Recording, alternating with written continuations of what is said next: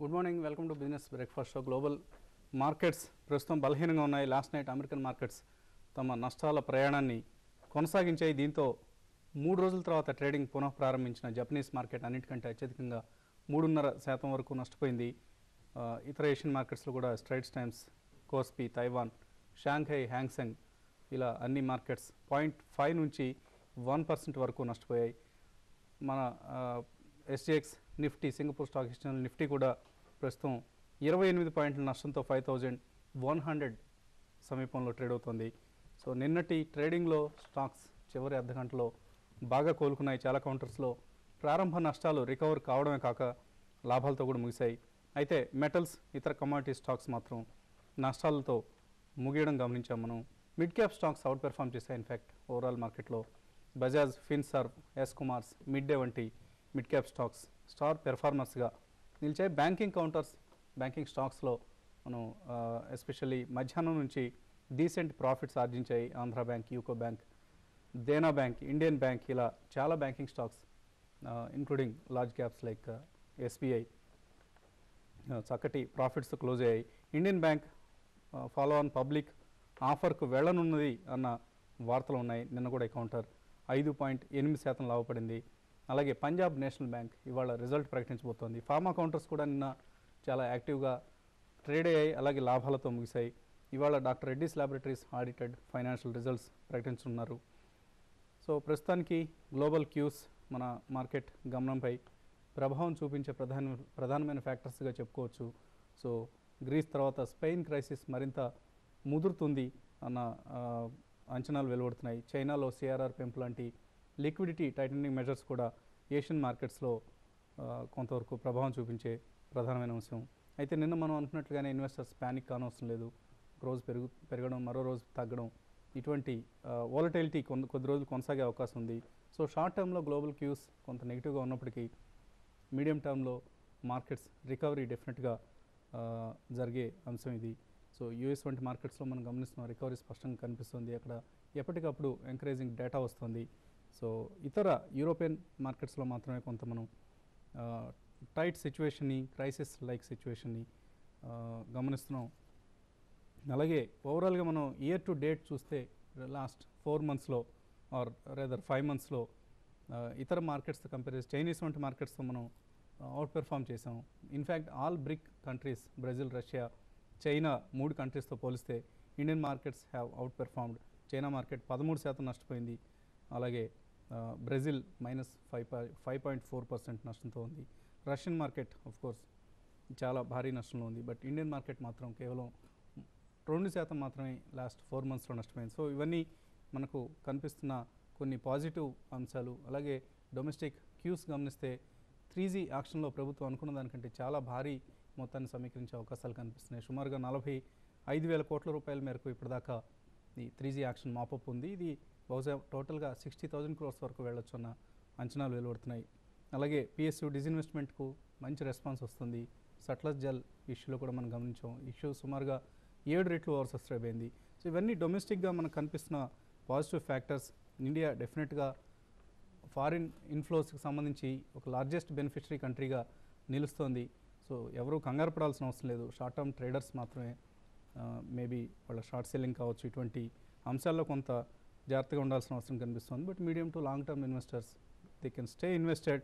In fact డిక్లైన్స్లో మంచి value పిక్స్ని ఐడెంటిఫై చేసి క్యాచ్ చేసే ప్రయత్నం చేయండి. మార్కెట్ సంబంధించిన మరింత విశ్లేషణ అందించడానికి అనలిస్ట్ సిద్ధంగా ఉన్నారు.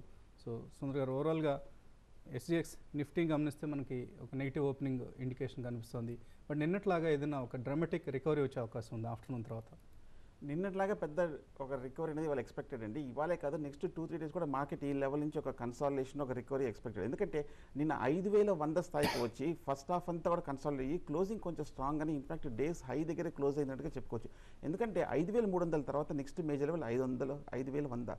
ఇవాళ నిఫ్టీ స్ట్రాటజీ ఎలాగంటే కనుక ఓపెనింగ్ కనుక 5,100 దగ్గర టెస్ట్ చేసి దానిపైన కనుక 15-20 minutes నిలబడితే కనుక నిఫ్టీ ట్రేడర్స్ 5,1 పైన బై తీసుకొని ఎంబడే ఒక 10 points కింద స్టాప్ లాస్ పెట్టుకోండి.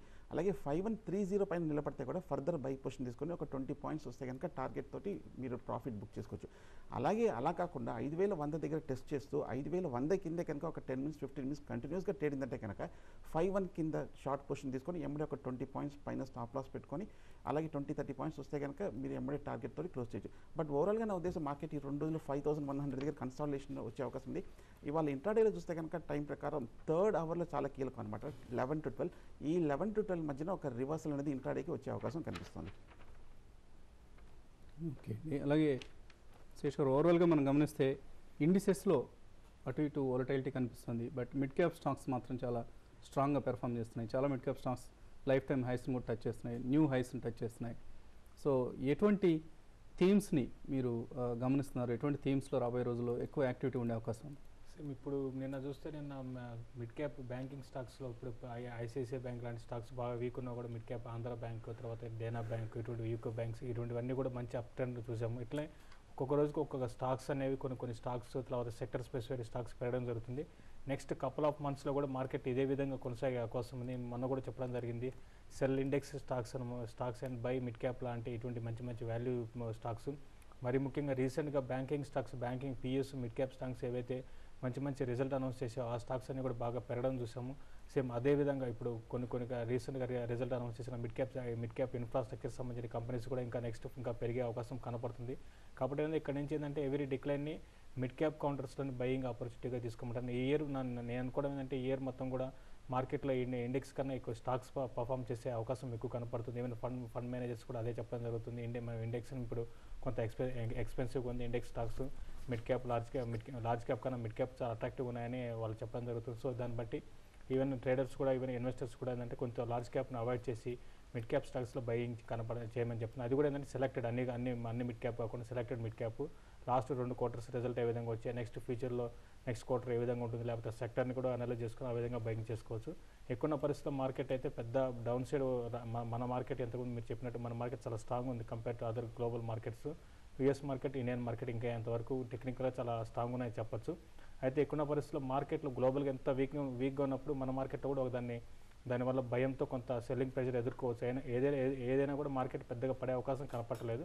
ఒకవేళ డౌన్ సైడ్ వస్తే 4950 ఆ లెవెల్కి వచ్చి అక్కడ సస్టైన్ అయ్యే అవకాశం కనపడుతుంది. కాబట్టి ఏంటంటే ట్రేడర్స్ అరౌండ్ 4950 దగ్గర బై చేసుకోవచ్చు. ఓకే అండి, కొంతమంది కాలర్స్ ప్రస్తుతం లైన్లో ఉన్నారు. భరత్ లైన్లో ఉన్నారు. Bharat garu, hello. Good morning అండి. Good morning. నేను హైదరాబాద్ నుంచి చేస్తున్నాను. Sashi garu, Sundararaju garu, good morning sir. Good morning sir, SRF limited, అస్ట్రవెనెక్స్ విజన్ షార్ట్ టర్మ్ కి ఎట్లా ఉంటాయి సార్? అట్లానే అంబికా కాటన్స్ ఒకటి, కరతూరి గ్లోబల్ ఒకటి సార్ షార్ట్ టర్మ్ కి. Karuturi global long term holding ఉంది. కరతూరి 11.5 రేంజ్ లో ఉన్నాయి సార్ నాకు 500. Okay, so SRF limited short term ఎట్లా ఉంటుంది బాలాజీ? అస్ట్రోనెక్స్ vision, కరతూరి and Ambika cotton. Okay. SRF చూస్తే కనుక టెక్నికల్గా బులిష్గానే ఉందండి. ఇన్ఫాక్ట్ ఫండమెంటల్ కూడా ఈ పర్టికులర్ సెక్టర్లో చాలా పాజిటివ్గా ఉంది. మార్కెట్ లాస్ట్ 1 వీక్గా కూడా కొంచెం ప్యానిక్ చూసినా కూడా ఎస్ఆర్ఎఫ్లో ఏమాత్రం ఒక వీక్నెస్ అని కనిపించలేదు. డెఫినెట్గా ఈ లెవెల్లో హోల్డ్ చేయండి. వీలుంటే కనుక ఏమాత్రం కొంచెం డిప్లో వచ్చినా కూడా మీరు డెఫినెట్గా బై చేయొచ్చు. అలాగే అంబికా కాటన్ గురించి అడిగారు అనమాట. టెక్నికల్గా చూస్తే కనుక పాజిటివ్గానే ఉంది. లాస్ట్ 1 వీక్గా చూస్తే కనుక 180 to 170 మధ్యనే కొంచెం సైడ్ వేస్లోనే ఉంది. డెఫినెట్గా టెక్నికల్గా అయితే బులిష్గా ఉంది. 165 లెవెల్లో తీసుకొని మీరు షార్ట్ టర్మ్ ప్లేయర్ అయితే ఎంబడే 160 కింద మీరు స్టాప్ లాస్ పెట్టుకోండి. అలాగే కరటూరి గ్లోబల్ చూస్తే కనుక లాస్ట్ 3 monthsగా కొంచెం వీక్గానే ఉందండి. 24 రూపీస్ నుంచి 16 రూపీస్ వరకు తగ్గుతూ వస్తుంది. నా ఉద్దేశంలో ఫండమెంటల్గా బాగానే ఈ మధ్య న్యూస్ ఫ్లో కూడా కొంచెం పాజిటివ్గానే ఉంది. టెక్నికల్గా చూస్తే వర్స్ట్ అయిపోయినట్టు కనిపిస్తుంది. 116 రూపీస్ దగ్గర నుంచి పెద్ద డౌన్ సైడ్ రిస్క్ కనిపించలేదు. ఒకవేళ తీసుకుంటే కనుక రిస్క్ తీసుకుంటే 16 రూపీస్ దగ్గర మీరు బై చేయొచ్చు.